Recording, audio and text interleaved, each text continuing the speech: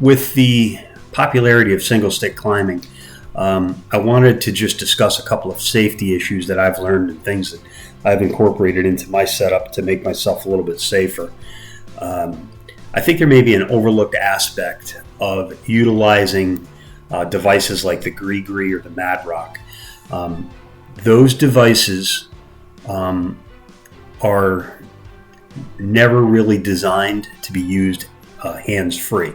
And I think a lot of guys, what they're doing is they're utilizing these devices, especially in a single stick application. They've got them on the bridge and they get to hunting height and they're going to hunt the whole time sitting there on the Mad Rock or the Gree. And you can do that, right? I mean, there's hundreds, if not thousands of guys probably doing just that. The issue is that, as I understand it, I spoke to a technical expert at Petzl, and the Gree itself, and I'm not sure about the Mad Rock, but I did look at the instructions, and from what I see in the instructions, the Mad Rock as well, they're never designed to be used completely hands-free. When you're on your sitting into it, technically you're always supposed to have your rope in this configuration with your hand on this part of the rope. Okay, you're always supposed to control this feed end so that if you're rappelling, you're not just going hands-free and willy-nilly where the rope's going in. Technically, they always want you to be like this in this configuration.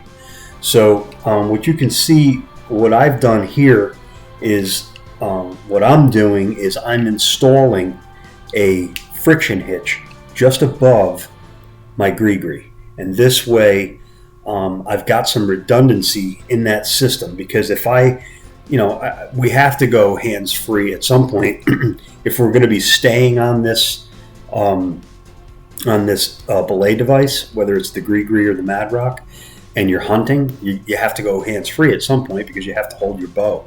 So what you can do is you can either, once you get to hunting height, you can either take a Prusik and tie in the Prusik above it and clip in to your bridge, or capture. I would probably recommend capturing the bridge, or catching something down on your carabiner or something like that. Another thing you can do, if you wanted, you could take a Prusik and tie a Prusik in on this side with a carabiner and capture that onto your D-loop for your lineman belt. If you capture it there, then you're going to have a backup on this side of the rope that's basically always going to keep some tension on it like that, and it's going to back it up.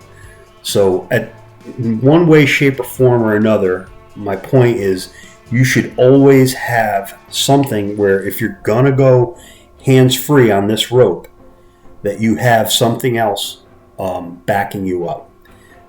What I've been doing, like I said, is tying in right here. I've got just a Swabish hitch above my Gree, and I can, even if I had to SRT climb up into the tree, it'll tend this friction hitch on up, and then when I want to come down, I'd have to just hold my fingers above it as I'm descending so that you can come back down on it. Or as I said, you can just tie it in above it and then catch your bridge or whatever.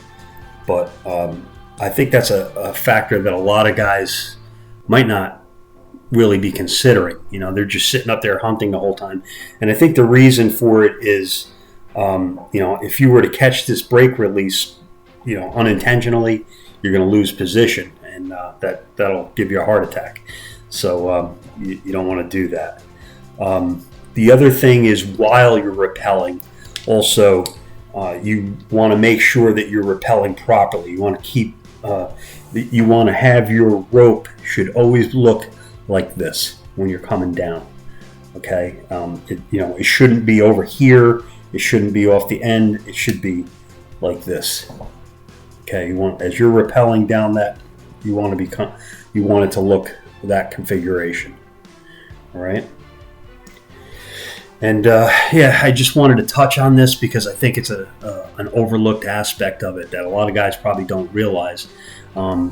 There are some other devices that you could utilize. I mean, they're bigger, they're more money, but there's descenders that are used for they're used for rescue and that sort of thing. There's one, I haven't used it myself. It's called the CT Sparrow.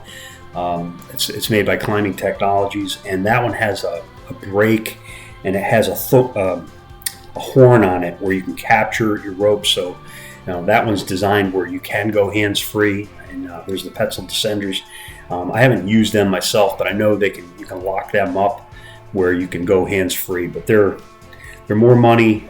They're larger than these, but they do have that added benefit. But I just wanted to really point out this aspect of it. This is a quick, easy thing that you can do by just tying in some type of a friction hitch above your belay device, or, as I said, beneath it. And then just keep in mind when you come down out of that tree, make sure you have your hand on this rope. You don't want, this shouldn't be, going through there just on its own. All right. Another aspect of safety that you should also just keep in mind is your rope size. There's a difference, I know, with the Mad Rock between rappelling and climbing. If I'm not mistaken, I believe they want you to stay above 9mm if you're planning on climbing, and you can the Mad Rock, the rope spec on the low end is like 8.1mm. So, but for climbing, they want you to step up to 9mm and above. So think about that. And just keep in mind, a lot of guys are utilizing the Oplux, which is 8mm. And so you're 1mm outside of the spec of the Mad Rock. So I wouldn't recommend using anything that's outside the spec. I'm sure quite a few guys do, but you could have some slippage on it, that sort of thing. I'm kind of a fan of going with a little bit bigger rope. My rope, I have two ropes that I use for SRT. One is a 10.5mm Tuffelberger Platinum, which is my favorite. And I also have this here. This is an 11mm rope. But when it's collapsed up, it's still pretty small. It's an 11mm rope. I'm only carrying 35-40 feet of it for single stick climbing, and that should be all you need. So, okay, guys, climb safe. Best of luck.